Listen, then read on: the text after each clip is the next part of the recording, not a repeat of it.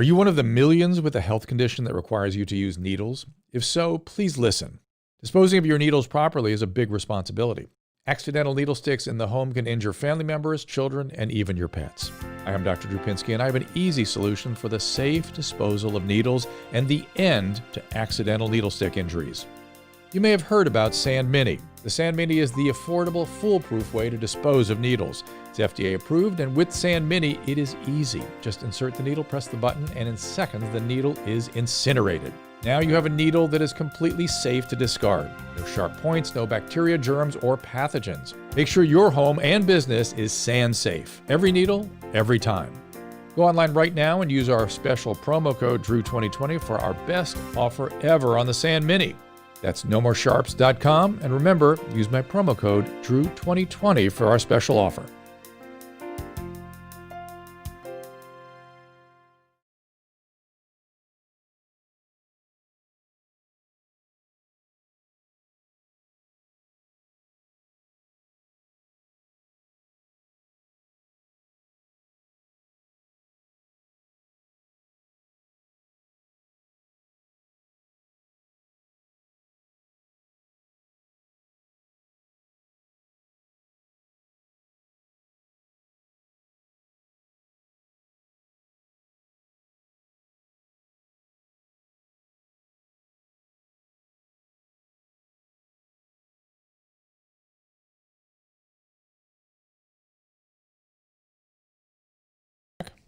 There you go.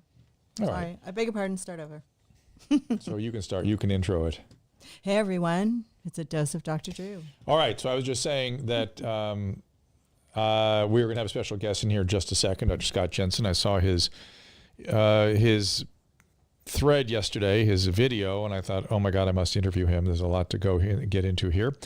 And I also was thinking about Alex Ashkashvili's comment yesterday where he went, what the hell, in terms of what's going on at the University of Washington, the COVID-19.healthdata.org site, where the graphs are sort of seemingly lost. And I thought, I was thinking a lot about that this morning, and I think things are changing so fast, their graphs don't reflect reality right now. So get your information from COVID Tracking Project, where you can start to see the death rate starting to go up, which you would expect given the way the hospitalization is going up and and of course the caseload is going up. We got a lot of interesting things to talk about. We'll get to that, but first let me get my guest in here. Is Dr. Scott Jensen. Dr. Jensen is not just a family practitioner, but he's also a state senator in the state of Minnesota. Susan, let's bring him in here. Can we do that? Mm-hmm. Here it comes. There you are, Dr. Jensen. Well, welcome to the program. Thank you. So tell me, for people that haven't seen your video that I caught yesterday and immediately reached out to you, to tell people what the content of that video was and what prompted you to do that. Well, about 10 days ago, I received a letter from the Minnesota Board of Medical Practice identifying that they were investigating me for public comments regarding COVID-19, and they listed two allegations. The first one was that I was spreading misinformation when I appeared on April 7th on a Fargo Moorhead news program with Chris Berg. And that night, I guess it was perhaps one of the first times that anybody had talked about publicly the appropriate completion of a death certificate. And I made the comment that I felt the Department of Health in Minnesota had conveyed information that was misleading and ambiguous and really counter to what I've spent the last 35 years doing. So in the process of that discussion, someone evidently thought that was spreading misinformation. And the second allegation was very nebulous, and it simply said that I was guilty of providing reckless advice because I compared COVID-19 to influenza outbreaks.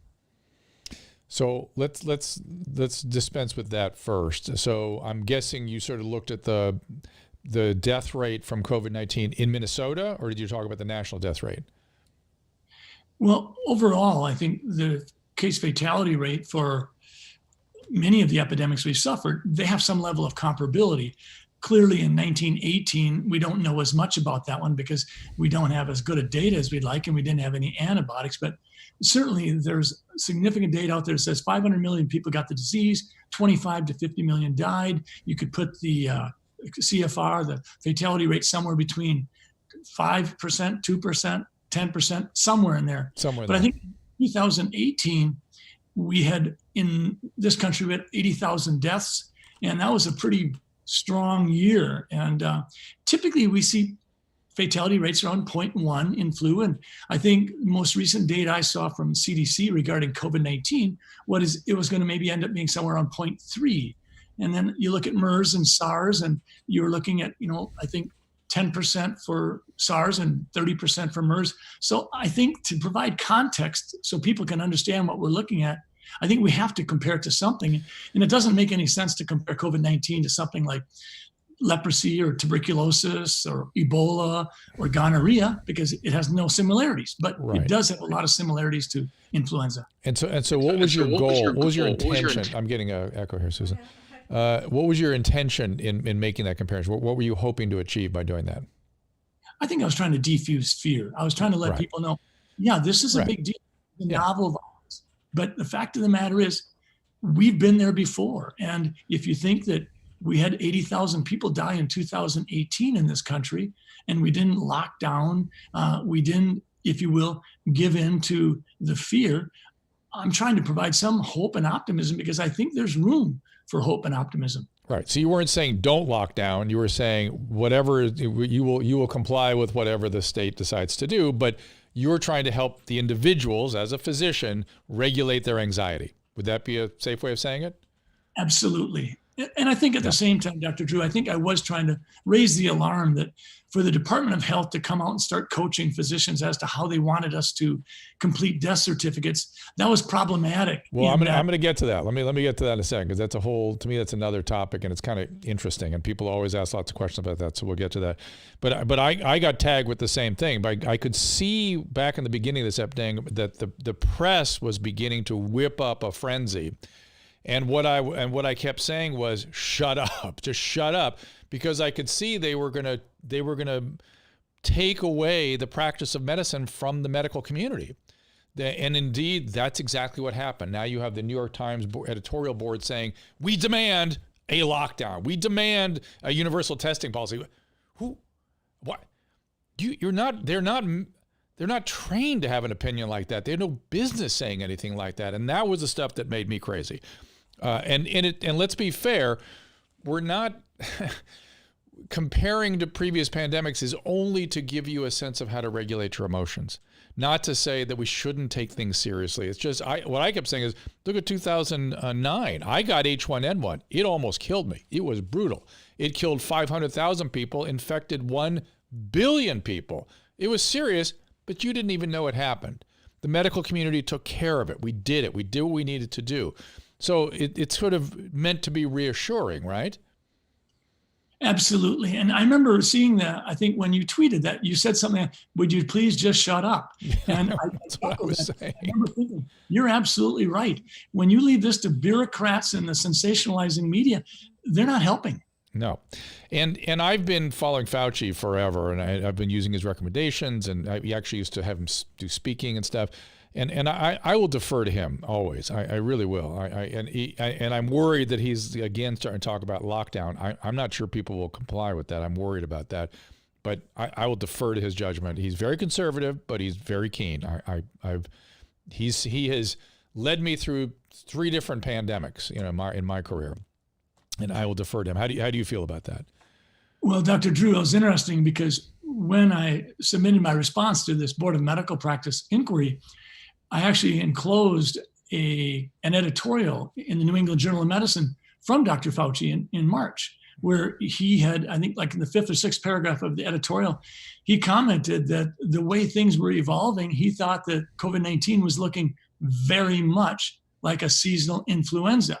And the contributing author was Dr. Robert Redfield.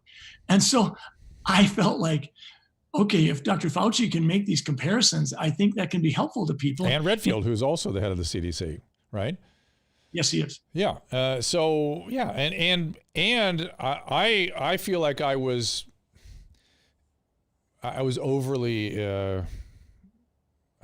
I was so upset with the way it was going that I think I overstated my case, and I really made an explicit comparison, and that's why I apologize. We're not trying to make explicit comparisons. We're trying to educate so people can take into consideration the current circumstance given historical responses in historical past. So here we are with the death rate. Let's say the death rate is 0.8, right? And let's say the R naught is approaching 2, just for the sake of argument. It's a serious thing, and we got to take it very, very seriously. Who do we look to for guidance on this? How serious do we take it? How much do we cause unintended? So you and I are used to, let me put it this way. Here's the question I want to ask. You and I are used to making risk-reward analysis all the time. Every time we have somebody take a medication, I don't care if it's Tylenol or aspirin, we know we can harm our patients. Every time they cross the threshold of our office, iatrogenesis is always available, or untoward effect of one treatment causing an inadvertent effect in another area. We're constantly, we are steeped in do no harm. That is our thing. The people that are making the decisions have no ability to make those sorts of considerations. And as a result, as you and I would probably predict, we're seeing a massive increase in drug overdoses, alcoholism, diseases of despair, suicide. Who should we be taking our guidance from? Yeah, I think we've got to lean into the medical profession. And I think that the medical profession needs to step back from the politicization of this, because that's not our best suit. We should be doing exactly what you said. We should constantly be aware of primum non nocere, first do no harm. And we should be looking for those randomized controlled trials to help us determine what's the best way to go. But I mean, I think you and I look for unintended consequences because of that. I remember when I think the drug Hitrin came out. I think it initially came out for blood pressure reduction, but it wasn't a very good blood pressure pill. But it did help treat the prostate. And so we watched that. And so all of a sudden we sort of stumbled onto a new way to treat urinary symptoms, but we quit using Hitrin for blood pressure. Right. Those are the kinds of things we do. Even today, if we look at something like school shutdowns, you and I are much more attuned to what are we doing to kids when they're growing up between the ages of 5 and 10 with everybody wearing masks, not going to school, maybe taking 6 to 8 months off of any formalized reading or mathematics program. How does this work out? Are we going to see problems 2 or 3 years down the road? And I think this is what we do. And I don't think you're going to see that from a lot of epidemiologists and bureaucrats and politicians. Of course not. Well, the American Academy of Pediatrics has come in very, very, very clearly. They want kids back in school. They see they believe the unintended consequences will be profound. And I don't deal with pediatric age group, but I deal with parents, and I hear a lot of 8 to 15-year-old parents complaining that their kids are depressed, anxious, overwhelmed, who knows what. I mean, you tell an 8-year-old their world is going to come to an end and their parents are going to die if they step outside. You don't think they're going to have some trauma from that? You better think again. Or take the flip side. When you tell an 8-year-old he can't see his grandma or grandpa anymore, and so all of a sudden 3, 4, 5 months go by. I think this is a profound impact on kids. A lot of the psychologists will talk about these impacting moments for children and how it does touch their lives indelibly. In our area, we've definitely had an uptick in suicides. Quite frankly, I think what we're doing to children almost feels to me like an unintended social experiment. Yeah. And we're going to end up having to wait on the other side of this to see what kind of consequences we've really put in place. Yeah, the trajectory, who knows? And by the same token, again, in terms of how physicians think about these things, you take an 82-year-old who has, let's say it's an 82-year-old in male in decent health. He's probably got 2 to 5 years to go, and you want to take away 6 months? You just want to take it away? That's it? We're taking away a third or a tenth, maybe, let's say at the best case scenario, but maybe a third of the time you have left. If I'm 82, I'd rather take my chances and get the damn thing and not bet on what little time I have remaining. And again, if your time remaining winds down quickly, in this situation, what we've been doing in Minnesota, there's been a total lockdown in the nursing homes and the assisted living. So you're going to die alone. You're not going to have anybody there to hold your hand. And again, in terms of time frames, again, the bureaucrats are not taking this into consideration. I looked into some of the data on average life expectancy after admission to a nursing home, and I found a range of about 6 to 22 months. That's your life expectancy once you're admitted to a nursing home. and we're going to take away either all of that or at least a fourth of it. So what? So I mean, it's just, no one is, and this is a major problem that I'm certain you're as concerned about as I am. No one in this country is realistically discussing end of life care, end of life wishes in a realistic way. I couldn't agree with you more. I had an 85-year-old in yesterday who had been in the hospital for 21 days with COVID-19. And he and his family had said exactly what you said. Hey, I'm 85. If this takes my life, so be it. But I do not want to be on a ventilator. I don't want to put my family in a situation where they have to make decisions like that. And 3 times they were pressed to get on a ventilator. And every time the family said no because the patient was obtunded. And this patient came through it, and he came in yesterday, and he's back to running his business. He's feeling good. He said, if I would have gone, I would have gone. That's fine. But he said, I did not want to be on a ventilator. And I think, you and I think about those kind of things. When someone goes into the hospital and they're 85 years old, one of the most important conversations we can maybe have with that patient and their family is, where do you want us to go? That's How do you right. want us to go?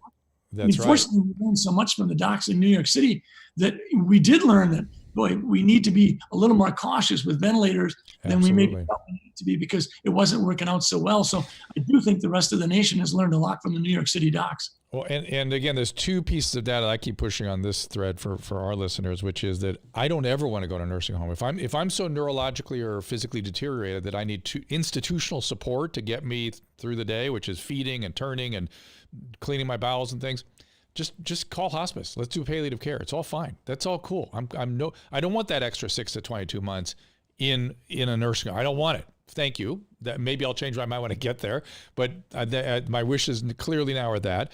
And the other thing is, no one talks about the probability if you're in your 80s and you get on a ventilator, the probability of living a year after that is very low.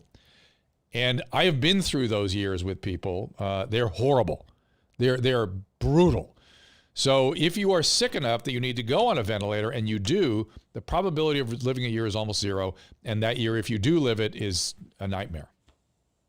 That's exactly right. Yeah. So this is what people have to understand. And they just, when I started hearing this rhetoric, like, one death is too many, I thought, oh boy, now I can't make any decisions. If that's the criteria, well, what about the suicides, and what about the overdose deaths, and what about the all the other unintended medical complications because people aren't coming into the hospital? What do we do with those deaths, of which are skyrocketing right now? It's funny you said that, Dr. Drew, because this morning I met with a group of 20-year-olds, and they have what's called a junior Senate program. And so they have a mock-up Senate meeting, and I came and I was a witness, and we were talking about this. And I said, we're not able to have real conversations in medicine because we've got these sound bites that are absolutely sucking the air out of the room to allow us to have a discussion. And the soundbite that I talked about this morning was, I remember when Governor Cuomo in New York said something about, well, this $1 billion we spent, if it saves one life, it's worth it. Right. Well, no, it's not. I told this group of kids, I said, my life's not worth $1 billion. Yeah. And if you want to spend, as a practicing physician, if you want to spend $500,000, maybe okay. But for heaven's sakes, don't spend $1 billion on me. I'm 65. Statistically, I'll be gone in a decade and a half. Yeah. Yeah, I'm with you. And see, we're, it's interesting. Internists and family practitioners get to deal with death and dying almost more than any other discipline. I've been practicing internal medicine for 30 years, and one thing I learned early, I thought, when everybody else is done doing their thing and they can't do anymore, they just take off, and we're stuck. We're there helping people with the actual managing the reality of end of life, and you can make the end of life as dignified as anything else. Absolutely. And it's comfortable, by the way. Yeah, and I think one of the conversations I'm hoping our society might be able to have at some point in time in the future is this concept of the QALY, the QALY. What is a quality adjusted living year worth? And I think we have to start being more honest, because quite frankly, we are bequeathing to the next generation and the next generation an almost impossible financial situation. And it's not just finances. We're not dealing with the reality of life. C.S. Lewis said, 100% of people leave this earth through death, and you can't change the number. That's right. I think that's right. No, and a frame I like is if you don't want to die, you don't want to live. Mm-hmm. Pretty simple. Okay, so now Dr. Jensen is also a state senator, as we mentioned, in Minnesota. Do you think that some of the targeting was politically motivated? There's something about you being a state senator, I just by seeing you, I'm guessing Minnesota has a volunteer part-time state government, a state legislature, yeah, which of course California does not. We have a full-time legislature, so they do nothing but create more for us all the time. Do you think some of this was politically motivated? Frankly, there's two complaints, and I think they're both politically motivated. They did not come from patients of mine. It was identified in the correspondence from the Board of Medical Practice that these were regarding public comments.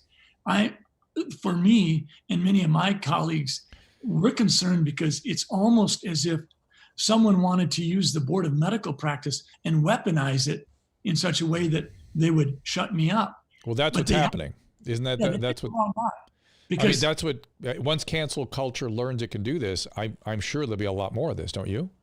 Yeah, and I think we need to look at this because I don't get to see my accuser. I don't get to know who that person is.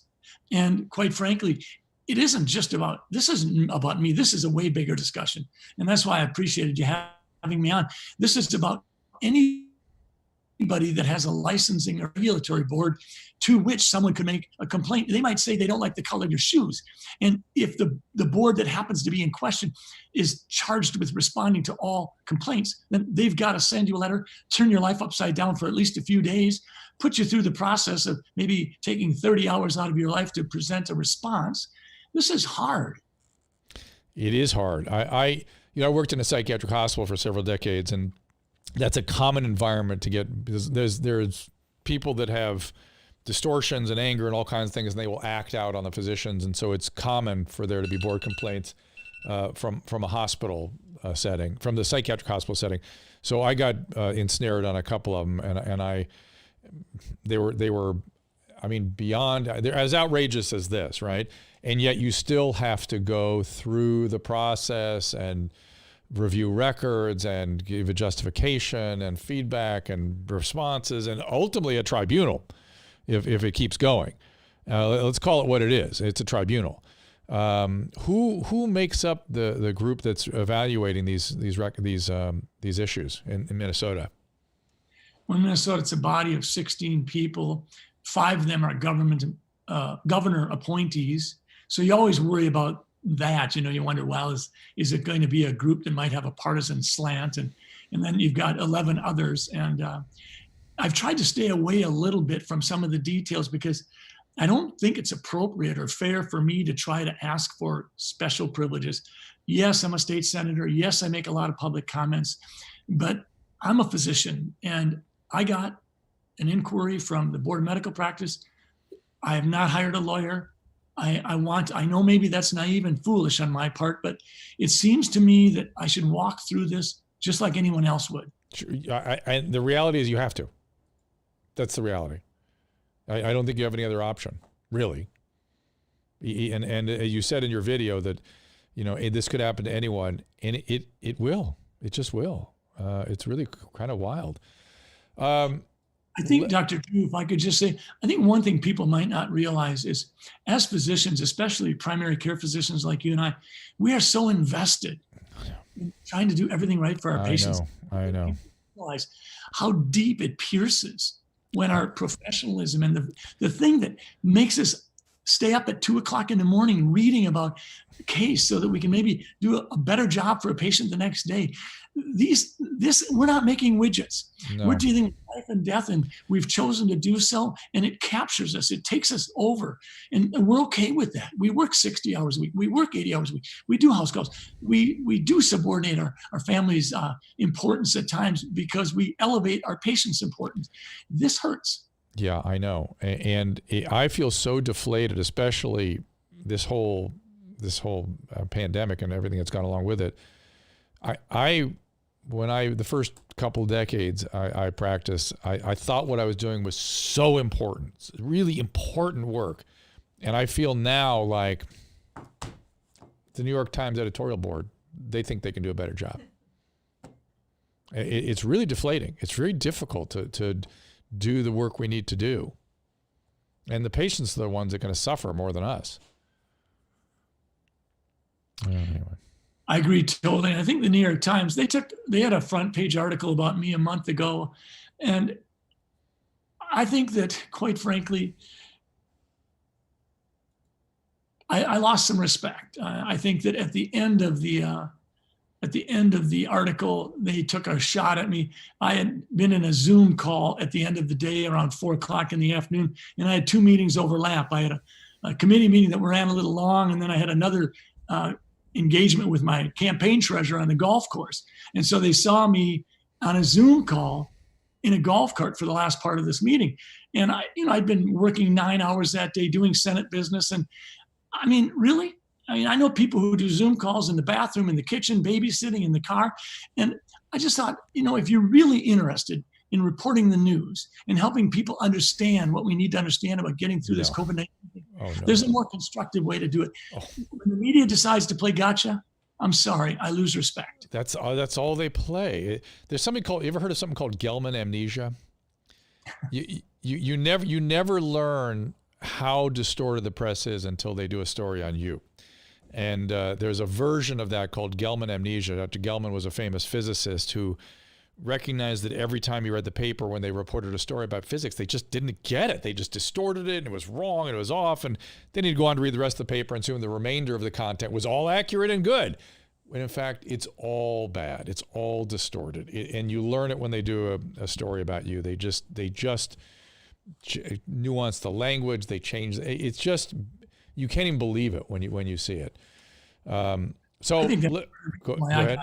I think that's part of the reason why some people were so inflamed with me is some of the original interview on April 7th, there were different groups on internet that took clips of it and they used it to fuel a different perspective. It might have been a perspective that was more conspiracy oriented or something like that. And people asked me about that. Well, and especially after I'd been on Fox News with Laura, and they said, well, don't you feel terrible about the fact that some of the things you said are showing up on other parts of social media? And I said, well, in this day and age, how do you possibly control that?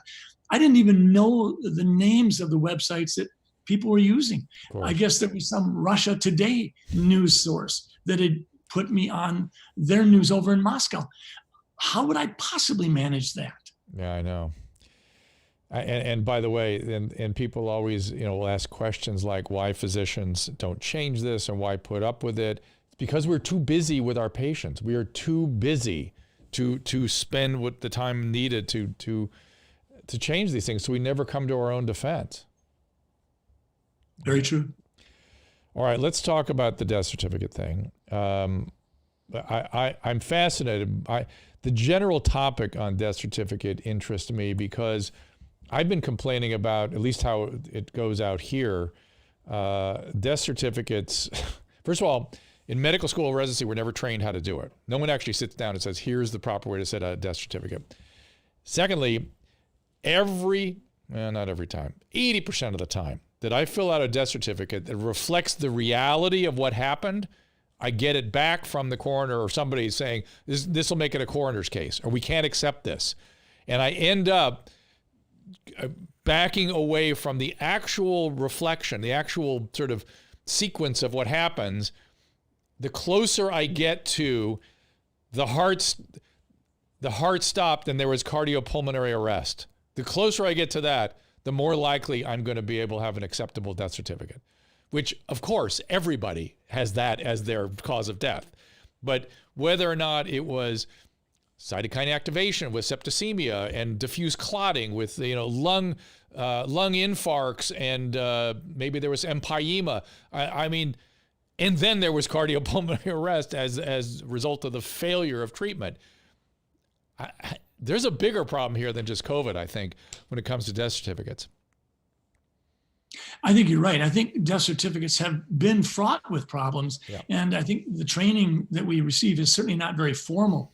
I think what happened in this situation was I was flipping through emails on Friday, April 3rd, I think, and I saw this email come from the Department of Health, and I was going to delete it because I read a lot of stuff from the Department of Health, but there was, I think it said vital statistics or something on it. And I thought, well, I better look at it. So I flipped it open and glanced through it. And at the bottom of the page, my heart sort of sank because it made some comment about we are allowing you to go ahead, and if you assume that COVID-19 caused a death, or if it contributed, go ahead and put it as a cause of death. And I thought, well, hold it, that's not right. Yeah. The underlying cause of death is very important. And if I have a patient with congestive heart failure who's failing and is in hospice, and while they're in hospice, they continue to see their heart failure, and now they have end-stage heart failure, and I've got them on oxygen, and they look like they're a day or two away from dying, and all of a sudden, someone says, well, we've got COVID-19 here in the hospice. Whether or not we test for it, we're supposed to put COVID-19 down on the death certificate, or if we do test for it and it's negative, we can still put it down. But as far as I'm concerned, even if I did test for it and it came back as COVID-19 positive on a PCR test, I still wouldn't put COVID-19 down as the cause of death. The cause of death is supposed to be the initiating event in a sequence of things that bring about the demise of a patient. And the initiating event in that situation was congestive heart failure, moving into pulmonary edema, moving into respiratory distress. And if COVID-19 happened to enter the scene in the last 24 hours, that should go in part 2 under a contributing condition. End of story. I sort of trust our peers to kind of push back on that. What percentage of the data do you think is adulterated by that phenomena? Well, that's a hard one. I think that when I look at Pennsylvania and I see the coroners blocking there, and all of a sudden Pennsylvania saying we're taking away a couple hundred COVID-19 deaths because they weren't really COVID-19. And then in Colorado, we saw the same thing happen. And then in Illinois, I can't remember her name, Dr. Akifi or something. She's the Department of Health director. She comes out and says something like, well, listen, just because we put COVID-19 on the death certificate doesn't mean the patient died of COVID-19. Right. That's just because they had it. Well, so, but there's two different things, though. One is we, as epidemiologists, will, as a matter of convention, take any mention of concomitant COVID-19 in our death data. And that I don't object to. That's a convention, and you want that in the data. That's the decisions you make. It's just like making any other decision in terms of data collection. But requiring physicians to distort the death certificate, that's a different matter. It's really different. And I feel like our peers will push back on that piece, but I don't know. I've heard from hundreds of physicians after I did the video on Sunday, and they're saying exactly what you're saying. I mean, they're saying this is going to bastardize the statistics we have. We're going to have in 2020 so few people dying from coronary artery disease or congestive, because they're all dying of COVID-19, and we won't have a clue what we're doing. We cannot let the bureaucrats, the epidemiologists, and the politicians influence this. And I think that it may be 10, 20%.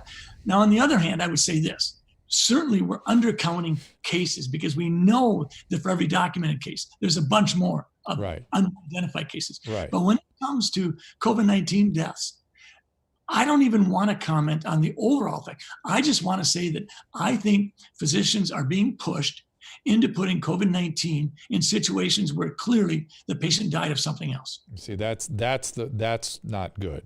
That's going to affect the epidemiology and our understanding of all the other diseases that people are actually dying of. Yeah. And God knows maybe funding for the research with those diseases, and who the hell knows what the consequences might be.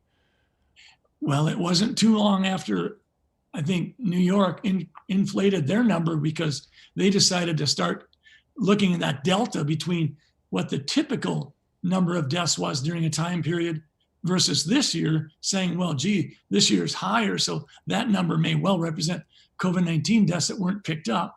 So then when they did that, I think within 2 or 3 days, maybe it was a week or so, we saw U.S. congressmen from New Jersey and New York talking about how important it was that those two states get a larger allocation of federal dollars from the CARES Act because they were dealing with more COVID-19 cases and having more COVID-19 deaths.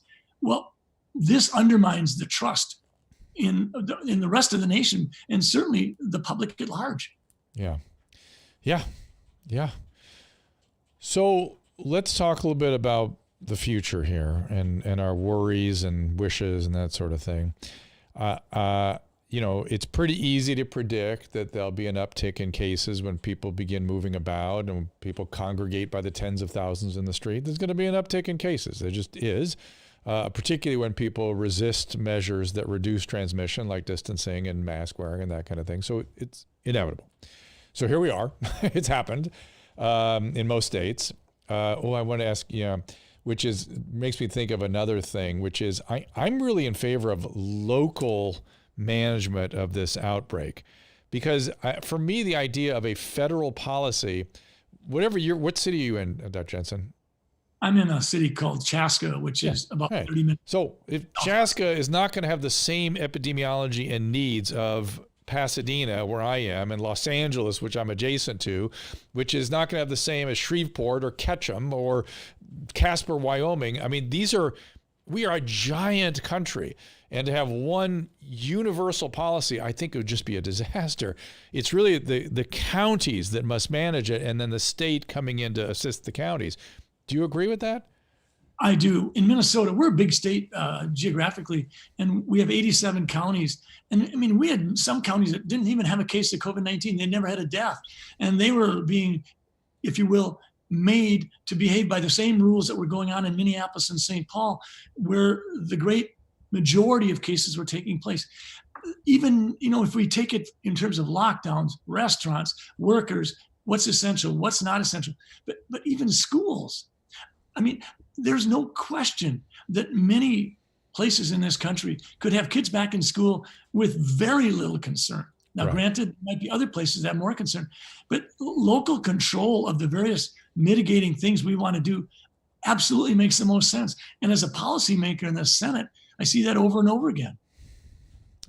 Yeah, and even a nationwide testing policy. I started thinking about that. I'm like, I don't know about you, but I've seen some kind of, there's a part of the testing story that's not being discussed, which is, I don't know if it's the accuracy of the test or the way the virus expresses itself, but just because you have COVID doesn't mean you're going to have a positive test. And if you do have a positive test today, you still may be sick tomorrow with a negative test.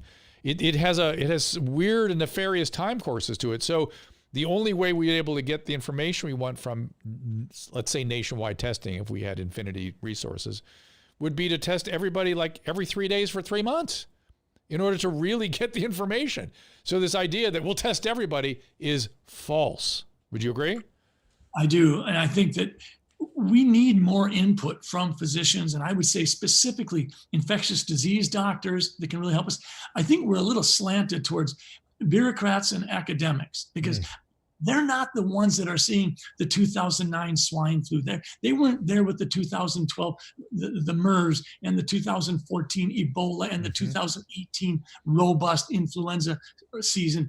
We're in the trenches, and we watch how these things behave. And we know that in the middle of Minnesota, it's going to be different than at the very northern aspect of the Canadian border, where it's going to be a different presentation. And it's almost like we've taken medical science, chucked it out the window, and said, we're going to bow to the, if you will, the altar of epidemiology, fear mongering, and we'll let physicians once in a while weigh in. It's really unfortunate because we're paying a price. Hang on one section here. Yeah, we are paying a price for being, for letting go of our profession, really is what it is. We've sort of let other people step in, or we've sort of stepped out. But so the death rate is lower now. The case rate is up, as I said. So we predictably have had a tick up, and certain states are having an increase in hospitalization. What do you imagine is going to happen with the death rate going forward? Well, I think the more cases we have, the more data we get. I think we're going to see. Right now, we don't have the ability to measure, if you will, that whether or not someone's had it unless we have a positive antibody test. And if we do that, we really can't rely on that completely, because we know that there will be a certain number of people that will have immunity to COVID-19, but it won't show up with an antibody. They may well have T-cell cellular immunity. It may not be a humoral immunity. So I think we're going to slowly get better and better at identifying who's had it, who has an immunity to it. As we look at that number, we're going to be struck by how big it is. I also think that when it comes to our death rate, yes, we're going to continue to have some death, no question about it. Yeah. But it makes sense to me that the first blush with this disease, this novel virus, it makes sense to me that it will hit hard that most vulnerable population. So we've had 130,000 deaths in this country. Well, those 130,000, back to your point earlier about people that are living in long-term care facilities, these people were over 70, over 80, over 90, multiple underlying conditions. They were, unfortunately, and I don't mean to be insensitive, but they were almost easy pickings for COVID-19. Right. We're starting to see it now. We're seeing the 20 to 50-year-old population get it. Many of them are skating through it. They barely know they had it. And so I think we're going to see more and more cases. We're going to see the death rate level off and slowly drop. We're certainly seeing that in Minnesota.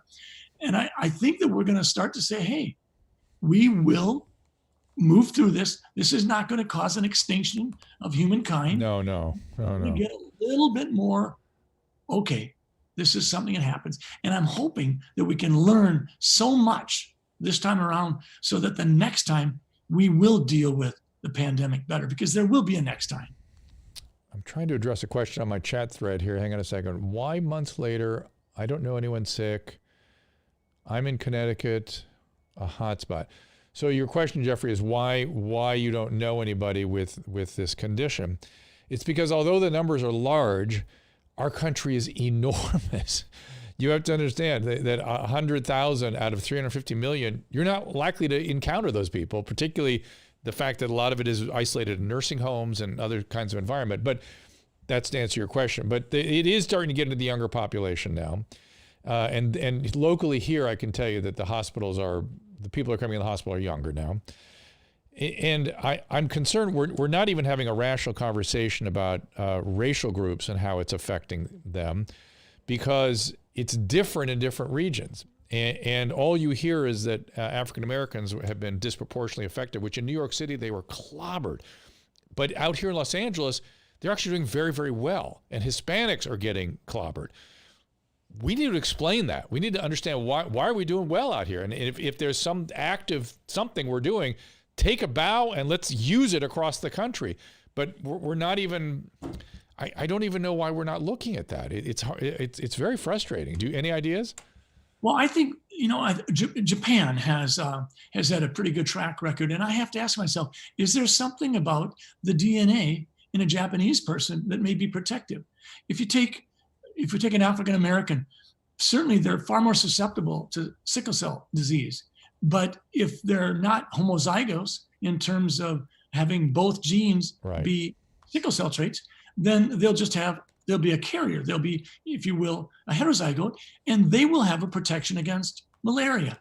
If you go back to Jesus' day, there was probably 90% of the population that couldn't get leprosy if they put it on their Cheerios in the morning. Right. And I think we're not realizing that there is this thing called innate immunity. The person who put the question forward to you, it's very possible that he or she is already immune and just doesn't know it. Right. And we haven't answered that question yet. Right. And that is the next. So that was going to be my next question, which is, so we're in an uptick. I'm fearful that in some areas it's going to be an accelerating slope. The so-called delta is going to increase, and we're going to have a lot of people sick. And I'm worried about it. Do you have any ideas what we should do? And I'm asking an unfair question because that question should be answered based on local epidemiology. We've already established that. But do you have sort of a range of what you think would be reasonable responses? Well, I think I'd start off by saying that I think local measures, local areas should be able to decide as much as possible.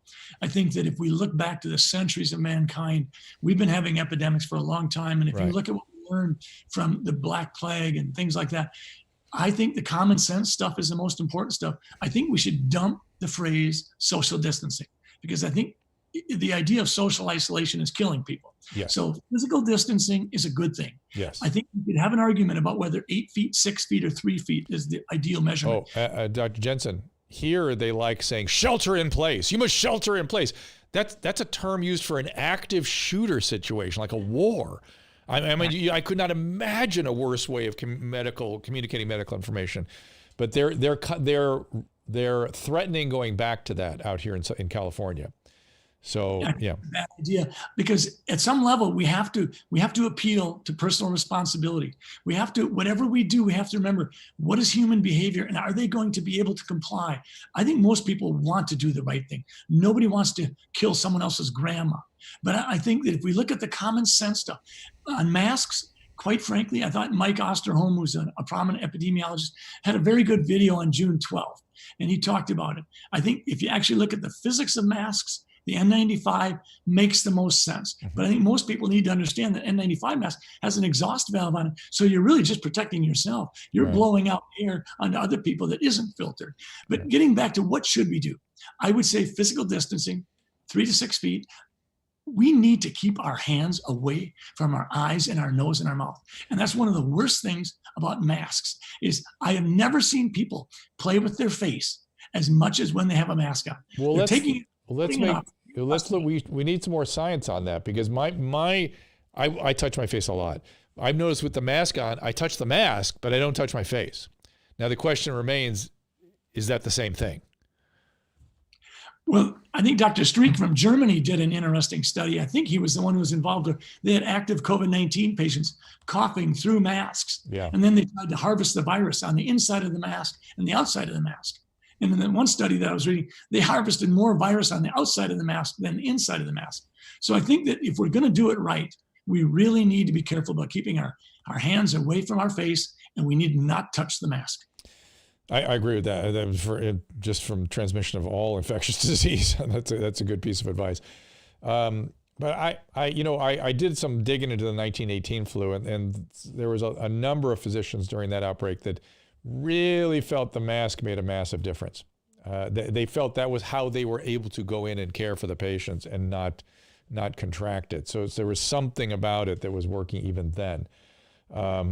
But I like the idea of physical distancing rather than social distancing, because I'm not sure people will comply with it if they ask for it this time.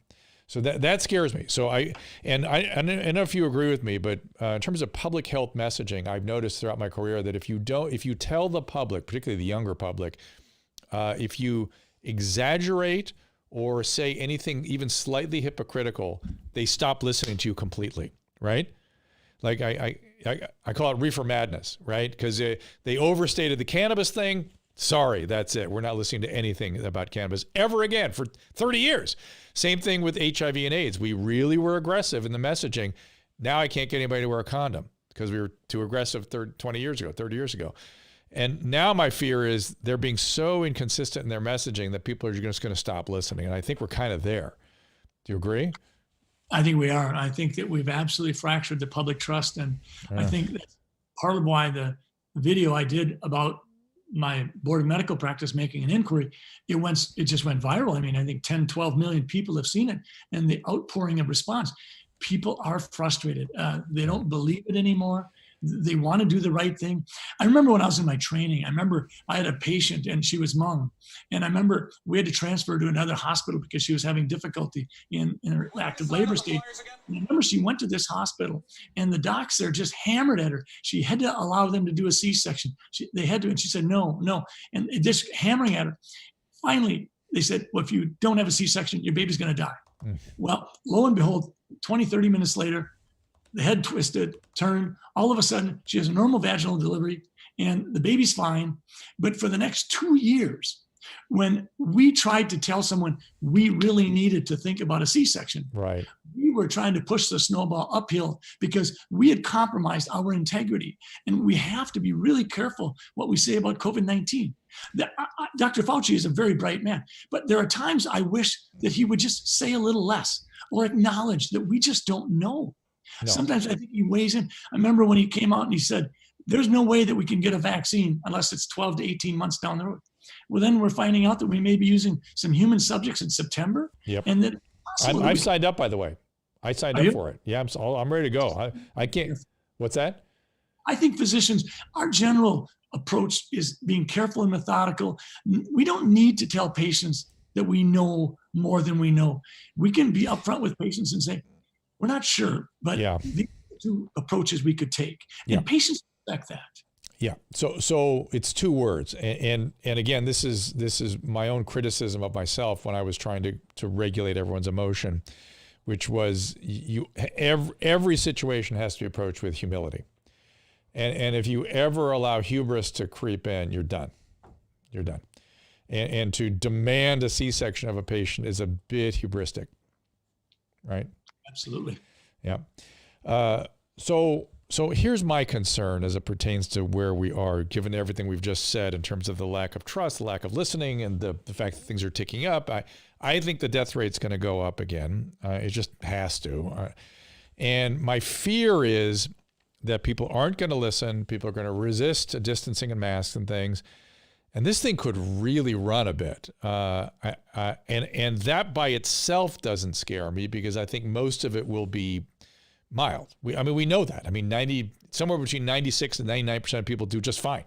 Or at least certainly 89+% do extremely well. So it running more doesn't bother me, but my fear is it's not a genie you can put back in the bottle. And we may not be happy with where we end up. And people are not they can't realistically see that, I don't think, right now. I think that's right. But I do think the science is showing us that we sort of have a pretty good idea about that largest group of vulnerable people. Now, granted, this COVID-19 has a nasty, wicked streak where it'll hit someone that should never have been hit hard, but it will. Right. But you're right, Dr. Drew. I think 90% of people will skate through it. Some won't even know they had it. Others will skate through it with minimal symptoms. So we're looking at that other 10%.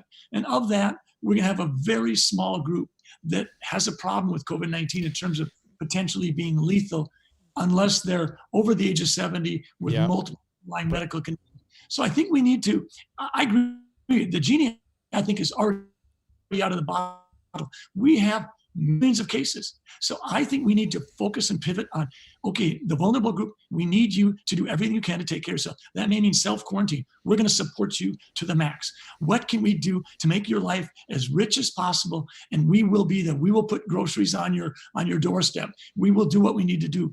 But in the meantime, I think we have to look at those other diseases and deaths that come from the desperation of a lockdown, losing dreams, spending your life savings within 2 months and trying to raise your children.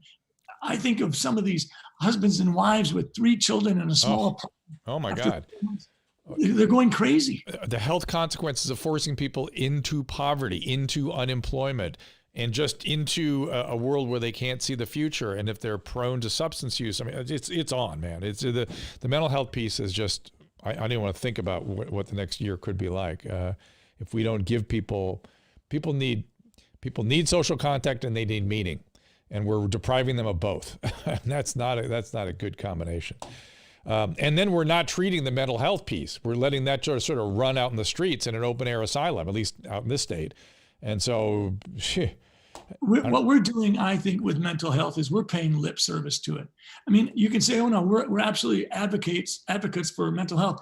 But if you're not going to compensate psychologists and social workers and licensed therapists, you're not going to make any headway. We need to get some of these patients in for that first 45-minute visit where they can be told that they're okay. And the fears and the doubts and the obsessions that they're having, that's part of being a human.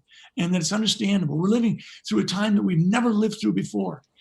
My wife asked me the other day, she said, why did 9/11 bring us together? And why is COVID-19 fracturing us apart? Yeah. It's a big answer. It's a big answer with a lot of nuance and a lot of flavors. But we need to tell people, you're okay. And let's talk about this. And let's get through this because we through this. Right. I mean, I think that is a great place for us to sort of end this conversation, which is that there's a way to fight. There's a way to not be a victim. There's a way not to be passive in this. And as we can protect ourselves and we can be rational. And if we get sick, there's a lot of treatment available. We can really, move forward with, and the word that I've not seen anyone use is we can all courageously together fight instead of hiding. And it just seems like the opposite of the kind of mental attitude we should have as we push through this. And it's because there's out here, there's no leaders leading. There's nobody inspiring us, and there's no one with the judgment to help us navigate in a healthy way. I thought Governor Cuomo did a pretty good job with that in New York. He was certainly trying to do that, and for the most part, I really appreciated the effort and the approach he was taking. He though too had no experience with any of this and was saying things that you could look at and go, "You're being ridiculous. You're being absolutely ridiculous. You're wrong." But good for you for hanging in and leading and doing what you're supposed to do and making tough decisions. These are not easy decisions for the leaders to make, and they're not supposed to just follow the experts. They're supposed to weigh what the experts are telling them against the consequence of their decision. So, and if I could add, Dr. Drew, I think what you said before about humility would go a long ways. I think those policy leaders having a touch of humility will go a long way. And then I think we could lead. Physicians can lead. What we need to do is, I think we need to be, if you will, willing to have disagreements and willing to have discussions. That's what we do in medicine. When we would have grand rounds, we didn't go into grand rounds expecting a unanimous opinion on what the diagnosis was. No. And we're holding people in contempt if they don't agree with it. We need to move away from that. We need to let one another breathe, and we need to be able to talk about these things. We make sport. We used to. I don't know that the younger ones are tolerating it the way we used to get into it in the day, but we had something called pimping, which is we made sport of humiliating each other with our. We would go at each other until when I was training physicians, I would go at them until they ran out of knowledge. And then I would go, well, that's where you need to start working, right there. That's the limits of what you know about this. Keep going. Go back to the books this afternoon. We'll talk about it again tomorrow. And then we'd all have lunch. It was understood that this was to make us better, to make us grow. The people I was training were going to go out either with a scalpel or a prescription pad. I took that responsibility very seriously, and as a result, we exposed ourselves to all kinds of challenges, and that made us grow. And I think the other thing that happened with your technique is oftentimes you helped that medical student or resident realize that they knew more than they did. You took them down a line of questioning in almost a Socratic method. Yes. You got them to realize they knew more than they did, but you brought them to their end point and you intrigued them, go out and learn more. Yeah, and not only that, if it was bottomless, if they did know a lot, it would inspire the other residents. They'd go, oh, look what he knows, she knows. I want to be like that. And so there's layers to this, and the idea that we have to cancel people, it's weird. It's a weird Great Awakening religious impulse where sinners are unredeemable and must be. I'm sorry to say this, but we're having Bonfire of the Vanities and auto da fe without flames today. We do it in social media. It's the same thing. You don't recognize it because you're not seeing the flames. But immolation is alive and well, guys. When every time you try to cancel somebody, it's the same impulse. Yes, it is. All right. Well, Dr. Jensen, thank you for running the ropes with me here. I appreciate it. I knew this would be a good conversation. And, I'll consult with you should I have to, deal with my own board of medical quality assurance. Like I said, I've been there before, and it requires a lot of paperwork and a lot of time. And it's a big waste, generally speaking. It's a gigantic waste. And I'm sorry you had to go through that. But I really admired the attitude you took. And should I encounter anything, I may want to look at your 70 pages of references. I thought that was a nice touch. Thank you very much, Dr. Drew. And I do want to honor the process, and I want the Board of Medical Practice to have some time to go through my response and the attachments. But I would, at some point in time, I would like to release those so that public conversation that's taking place can continue, because this isn't just about medicine. This is about a regulatory agency being weaponized. And at some point in time, we've got to see, somehow we have to stop that, because in our society today, we have a willingness to engage in a raw hostility beyond what we used to. We grew up with Andy of Mayberry, And we're not living with Andy and Mayberry anymore. We're now living in a world of anonymity. And if I'm behind a keyboard and you can't get at me, I'm going to rip and tear however much I want. And in that situation, we're probably going to have to make some modifications. Right. It's mobs, right? It's mobs and their behavior. And if you don't know what auto da fe is, look it up. And bonfires of the vanity, look it up. And you see if you don't think that's exactly what's going on right now without flames. It's being done electronically. And that's very, very dangerous. It really hurts people. It really is harmful to people. And there may be ways to harness the impulse in positive ways, by the way. Oh, my audio went away. Susan, did you do something there? No. Okay. No, are you still? I don't know. Can't hear Tom anything? Cigar said no, and I don't know. That may be on his end. In any event, Dr. Jensen, you've been very kind with your time. I will let you go. I think I covered everything. Do you have any questions for me? No, I just want to thank you for your commitment to helping people not be fearful, try to understand. When you talk things through, people say, okay, it's okay for me to think for myself. And you and I both know that if people get fearful enough, sometimes it paralyzes the brain. So I really appreciate you having the conversational tone that you bring to the topic matter. And we're going to get through this. Thank you. And I want you to know that I saw your video yesterday and I thought, oh, there's a like-minded physician. I just knew exactly. I know your fund of knowledge. I know how you practice medicine. I could see it all right in that video. And so that's the other reason I wanted to speak with you.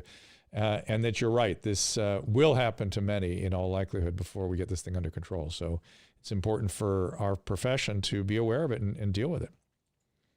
Thank you. All right, my friend. We'll talk to you soon sometime. If you need me, you've got my DM. You can do it anytime. Get a hold of me anytime, okay? Good luck on the Ingram angle tonight. Oh, yeah. Say hi to Laura for me. All right, Susan, let Dr. Jensen go. Okie doke. And I emailed you a video I want to air.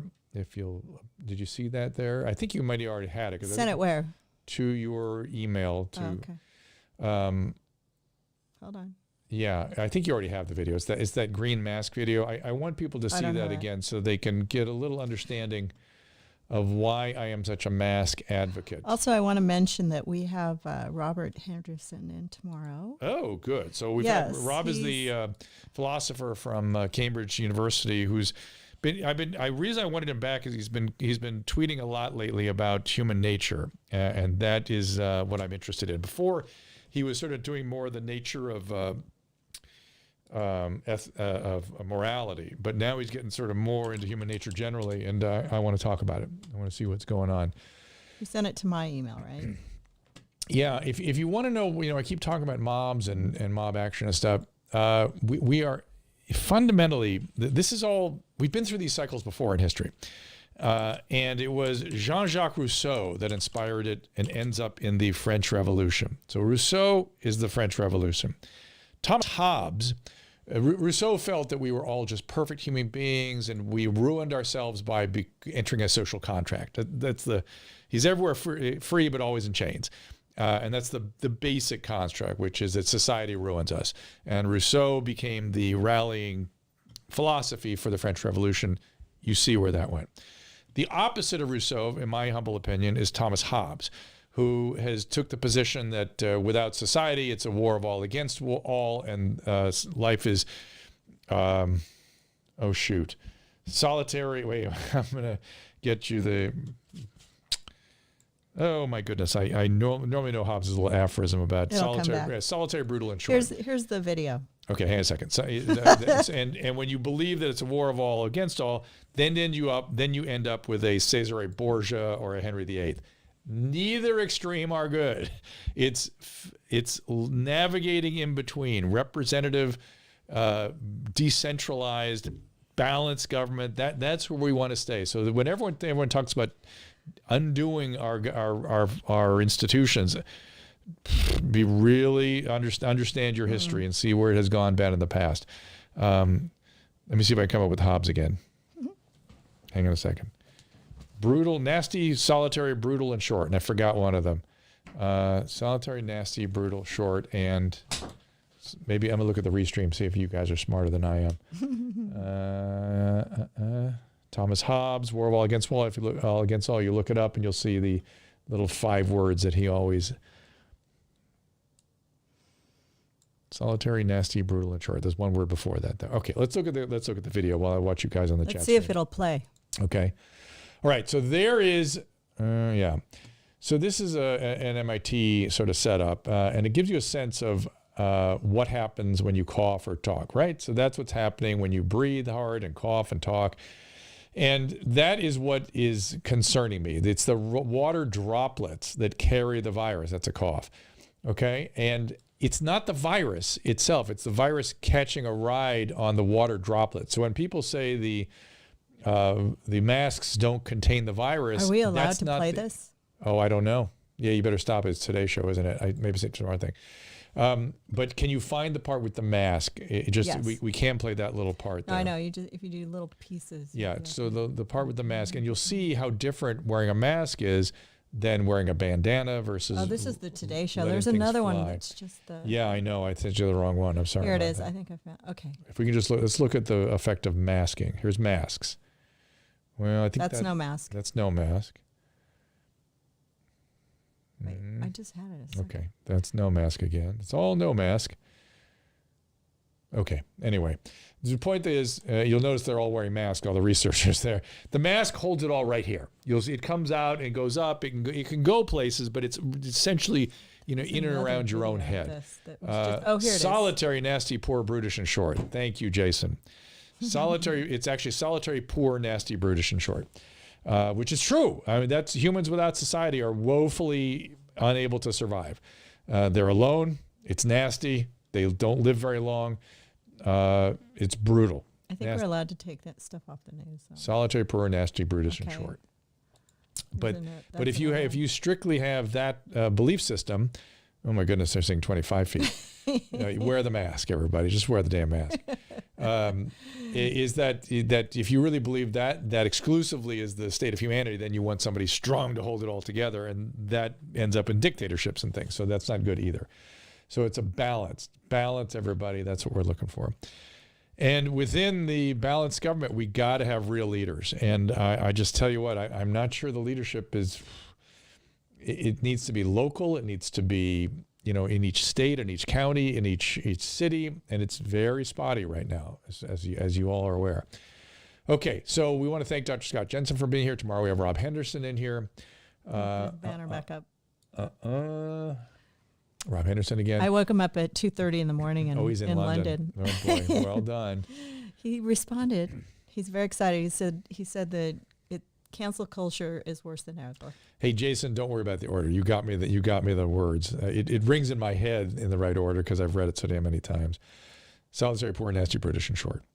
Although today my aging brain could not pull it up, which is deeply disturbing.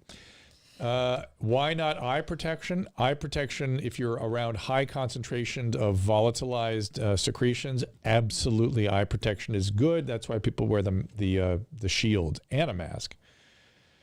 Matthew, I forgot to tell Dr. Jensen that a lot of people were thankful he came on, and we thank you for the comments. We saw them. It was a good episode. He is a good interview, and he's a good guy. Let's give a shout out to Red antibodies Hawk. are being actively studied in phase 3. So I signed up for that trial too, by the way, but I think it's only for people that are sick. So put that up again, Susan. So when I travel, I carry those 2 wands, and absolutely, I am a big fan of the UV light for any seats you're going into or aircrafts or anything. The thermometer is available, and of course the Sand Mini. You can call 8664 Red Hawk to get any of this stuff. The Sand Mini is for people that are insulin syringes. If you were someone cleaning up the city's needle problem, this Sand Mini would be your device. You don't have any more biological waste, and and no more needle sticks too, which is I think you get a important discount thing. if you go use a code word Dr. Drew. Big important thing to deal with the needles. But anyway, if you live in the city like Los Angeles, you know that. Well, I'm sorry that I lost you. Who is that? Maria. You disagree with Cuomo, how Cuomo handled it. I didn't agree with what he said. I agree with his approach, right? Some of the stuff he said I disagreed with vehemently, but I appreciated his firm, steady approach and what he was attempting to do. I'm just looking at the chat on Restream so I can... What will I go through during the trial? I don't know yet because they have not contacted me. I signed up for it. Somebody sent me a link and I just went right in. I'm hoping to get the vaccine because... Did you sign me up? No, you have to sign up for yourself. And they won't let you sign up twice. How do you do that? Who sent me the link? All right. Send me the link. Let me see if I have it. I have to be with you. If you're... You have to be with me? Yeah, I mean... if I get sick, you have to get sick too? Well, no, you won't and I will. I don't see where I got that from. Somebody, I just went right to it. I can't see where. Oh, well. Worry about it later. It's yeah. fine. I'll be here all day. Which vaccine will I get? I'm hoping the RNA vaccine, but I don't know. I just signed up for they have this general sort of pool for phase 3 trials. Amy. What, set your wife up? Do you like that one? I didn't. It's okay. He's always very generous. Well, I'm willing to sacrifice myself. I'm not willing to sacrifice her. Oh, and she'll have such a good time when I'm gone. So, when a sizable percentage of the population gets the vaccine, what are your thoughts on this? I can't wait till we get there. Was it Dr. Agus's? I don't know, George. I don't know the answer to that. My goodness. Sloan recommended our channel. Thank you for that, Sloan. We appreciate it. How about that, Susan? She's a crack up. Yeah. I want to get her on my show. Yeah. Okay. So people are coming at. I've seen this a couple times on the thread also. That they're coming after Dr. Fauci for saying that we shouldn't be encouraged by a low death rate. I think he misspoke on that. I think what he was saying was, don't ride on your laurels that there will be an increase in the death rate coming. That's really all he's saying. It's that don't be reassured that the low death rate will continue, because in all probability it will not. And that's true. And by the way, today the death rate started spiking up a little bit. So, that's just true. I am very concerned about how bad things might get. They might get very bad, but we might choose to go through that. We have to really think about that as a country. Sweden chose to do that. I'm sort of feeling like people are getting to the point where they might opt for this. They're so despairing. They're so sick of the isolation that they might be willing to take a risk. And I personally am willing to take a risk, and I'm getting near a risk category. So it'd be interesting to hear what do you all think on the chat? Do you want to take a risk? You willing to take a risk? Do you wish that we just proceed with caution and use distancing sort of maneuvers, and that's it? No, Ashley, I'm worried. Ashley, yeah, a lot of people are willing. I'm worried that if we all took that risk and we all marched into it, it could get nasty. It would get nasty, and we might think otherwise of that decision at some point down the line. And the point we have to understand, and that Dr. Fauci doesn't think the risk we should take, is that once we get there, there ain't no turning back. It really, the genie is out of the bottle at that point. And so it's a, and it might not be that bad because hydroxychloroquine is working and remdesivir is working. There's lots of things working. Dexamethasone is shown to be useful. Steroids are helpful. Younger people are having an easier time of it generally. So these are hard decisions. Sweden was worse off than surrounding countries. Yes, they were. Of course they were. Of course, Matt, they were. They took it. They are exactly what I'm talking about. It got bad. And that's what would happen here if we just let it fly. It will get bad. But the question is that worth it? How bad? How will we feel about it when it gets scary? Personally, a lot of you are saying you're ready. You're ready to courageously walk forward and do this. I feel the same way, but I'm certainly not saying that's what we ought to do or what you should do. I'm just raising the question for something we should be thinking about as some big decisions come up down the roads here soon. Okay, we can do both, George. How do we do both? You mean you let it out of the bottle and then you lock down? That doesn't necessarily work very well. That's kind of what happened in Wuhan. Somebody says, describe scary. It's an unknown. I mean, something where let's say the hospitals are overloaded, and let's say millions and millions of people are sick simultaneously, and hundreds of thousands are dying. Could happen. Is that worth the risk? You guys have to really think about that. And people being stuck at home and sort of being cared for as outpatients that, be better served in a hospital, but we just don't have the hospital beds. I mean, this could happen. It's possible. And if you're going to make a very aggressive move, you have to be prepared for the potential. It might go just fine. It might be hydroxychloroquine works beautifully and everyone, or that we have some monoclonal antibodies available. So it is a challenging question. Or you lock down again. That I don't want. Well, a lot of people don't want that. A lot of people are really, and the question is, do you trust the government just to hold it at 2 weeks? Will they just lock for 2 weeks, or will they lock for 2 months? And if it's 2 weeks and it continues escalating, will they hold you another 2 weeks and another 2 weeks? I mean, it's really rough. So, yeah. I'm taking quercetin and zinc, Mallory. I'm doing it. Zinc, D3C, melatonin. Yeah, that's me. Mallory, I'm doing all that stuff too. But that I'm not recommending it. I'm saying that's what I'm doing.